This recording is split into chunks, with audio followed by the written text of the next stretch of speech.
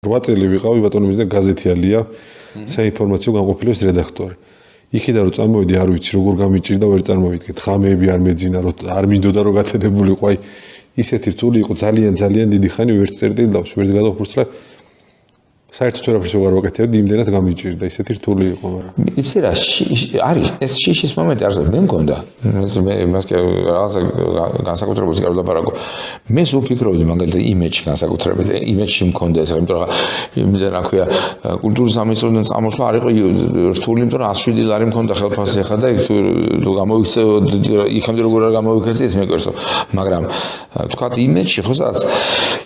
მქონდა სტაბილური მდგომარეობა კარგი სამსახური ნუ შეიცვალა მილიონი რაღაცა ხო და შენზე აღარ არის დამოკიდებული იცვლება პოლიტიკური რაღაცა თქვათ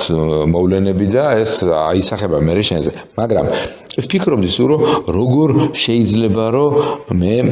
დაუშვათ აი მე რა იქნება თქვათ მოვიდნენ რაღაცეები გადავიდა ტელევიზია ერთი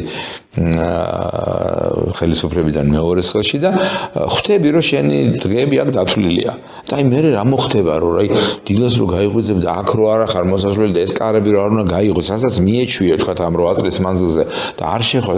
და აი რა როგორ მოხდება ეს რა იქნება და ნერვიულობდი არც ვალა ამას და მე რო გავამაგდეს ახლა საბოლოო ჯამში ხა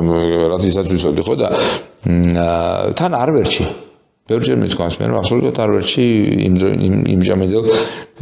უფროს იმიტომ რომ მე გაცილებთ ადრე გავაგდებდი მე რომ მის ადგილზე ყოფილიყავდი არ უკუღმა რომ ყოფილიყო გაცილებთ ადრე გავაგდებდი ზინასიკიდან იმ დამოკიდებულების გამო რომელსაც ის არ მალავდა მის მიმართ ანუ მე მის მიმართ არ მალავდი ხო და კიდევ დიდხანს გამიზლო ხო და რო გამწამოვედი და ის გასანდა ის დილა ხო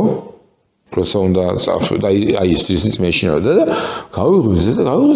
მივხვდი რომ არაფერ არ გადაბრუნდა დავიძინესო რა და არ გაიღო ეს კარები და არ გაიქცა არ ჩამოიქცა ქვეყანა ესეც